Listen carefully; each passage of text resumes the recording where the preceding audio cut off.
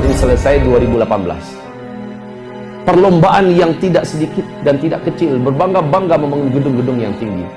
Jika zaman itu engkau temukan, kata Rasulullah, maka jarak masa antara engkau dengan terjadinya kiamat sudah sangat dekat. Hamba-hamba Allah sekalian, ma'asyiral muslimin wal muslimat, hamba-hamba Allah yang kami muliakan. Ini yang pertama, fakta yang tidak dapat kita tutup-tutupi dan tidak bisa direkayasa, dibuat-buat. Yang kedua, di dalam hadis Imam Ahmad, hadis ini dinyatakan hasan sahih oleh Syekh Albani dan dinyatakan sahih oleh Syekh Ahmad Syakir. Nabiullah Muhammad SAW menyebutkan tentang umatku di bumi ini akan menjalani 5 fase sejarah. Dari 5 fase sejarah ini, perhatikan, kita sudah ada di fase keempat, menuju kepada fase penutup. Fase pertama, kata Rasul, dimulai oleh beliau sendiri yang memimpin umat Islam, disebut dengan Ahdun Nubuwah, fase kenabian. Fase ini telah berakhir dengan wafatnya Nabi Muhammad SAW. Masuk pada fase kedua, fase di mana umat Islam dipimpin oleh Khulafaur Rasyidin selama 30 tahun. Tepat wafatnya Khalifah Ali bin Abi Thalib, berakhirlah fase yang kedua ini 30 tahun. Umat Islam masuk pada fase ketiga. Inilah fase yang terpanjang selama 1227 tahun. Fase ini disebut dengan mulkan abdan. Para khalifah sudah menggunakan sistem kerajaan. Di dalamnya ada 3 dinasti, dinasti Bani Amawiyah, dinasti Bani Abbasiyah, dan dinasti Bani Uthmaniyah. Sepakat seluruh pakar dan ahli sejarah mengatakan fase ketiga telah berakhir pada tanggal 3 bulan Maret tahun 1924. Dengan runtuhnya khilafah Islamiyah Al-Uthmaniyah di Turki, umat Islam masuk pada fase ke-8, tidak ada khilafah Islamiyah. Pengumuman ISIS mengumumkan bahwa diri mereka adalah khilafah Islamiyah tertolak secara fikih, secara syariat, dan seluruh ulama sepakat menolaknya. Tidak ada syarat-syarat khilafah di situ. Ini bukan fase khilafah. Ini adalah fase mulkan jabariyan, fase kediktatoran. Umat Islam jadi pecundang pada fase ini. Islam jadi mainan dan diserang, dilumpuhkan dari depan, belakang, kanan, kiri, atas, bawah. Luar biasa penderitaan kaum muslimin. Tidak ada harga diri. Umat Islam banyak tetapi bagai buih di atas lautan. Dan semua nubuat Nabi Muhammad terjadi pada fase keempat ini. Inilah fase yang paling nadir, fase yang paling riskan, dan paling banyak yang teruji imannya di sini. Banyak yang berguguran, sedikit yang bertahan. Pada fase ini, umat Islam akan mengalami 4 tanda besar kiamat. Fase ini pasti berakhir. Insya Allah tidak lama lagi fase ini akan tutup. Masuk pada fase kelima. Fase kelima, kata Rasulullah SAW, umat Islam hanya memimpin dunia kembali, khilafah tegak kembali seperti yang Allah janjikan di dalam surat An-Nur, surat yang ke-24 ayat yang ke-55. Allah janjikan setelah masa kekosongan kepemimpinan dunia, Islam akan kembali memimpin dunia. Tahukah kaum muslimin semua, fase yang kelima ini ternyata tidak lama. Nabi mengatakan dari antara 7 sampai 9 tahun saja. Ternyata tidak lama. Ketika khilafah tegak, tidak lama jalannya. Fase ini Allah tutup. Kenapa Allah tutup?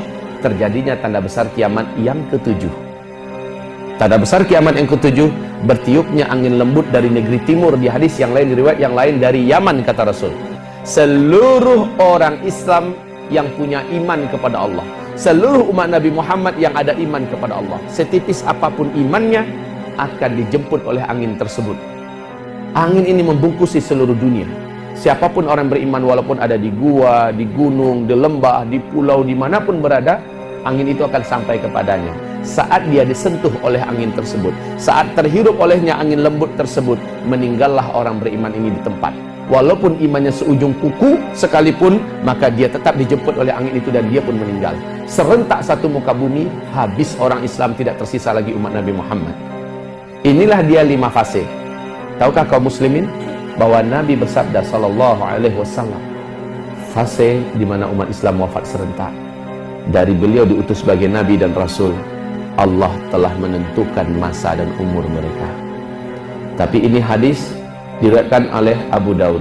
Hadis ini dhaif. Hadis ini dhaif.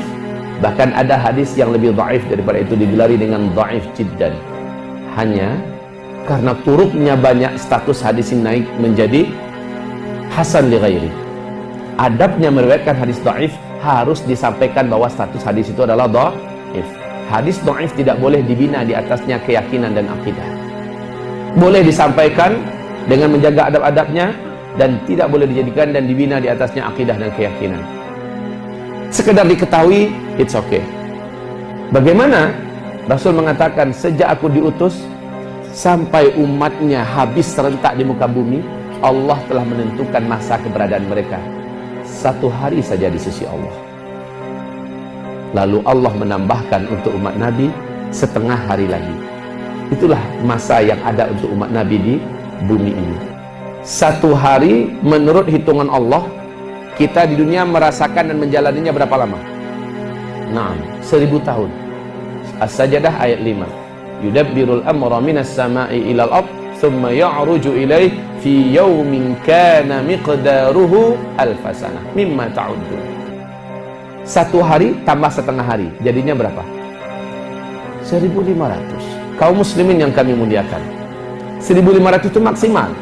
Karena beberapa ulama Ahlus Sunnah ada yang mencoba berijtihad dan mencoba lagi. Ada yang mengatakan 1476 umat Islam habis. Ada yang mengatakan 1478 umat Islam habis. Ada yang mengatakan 1482 umat Islam habis. Sekarang kita ambil yang aman saja. Maksimal saja dulu 1500. Oke. Tahun berapa kita sekarang untuk hitungan Hijriah? 1437. Hitungan Hijriah.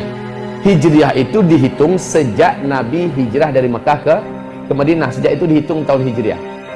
Padahal menghitung umur umat Islam sejak Nabi mulai diutus, bukan sejak beliau mulai hijrah.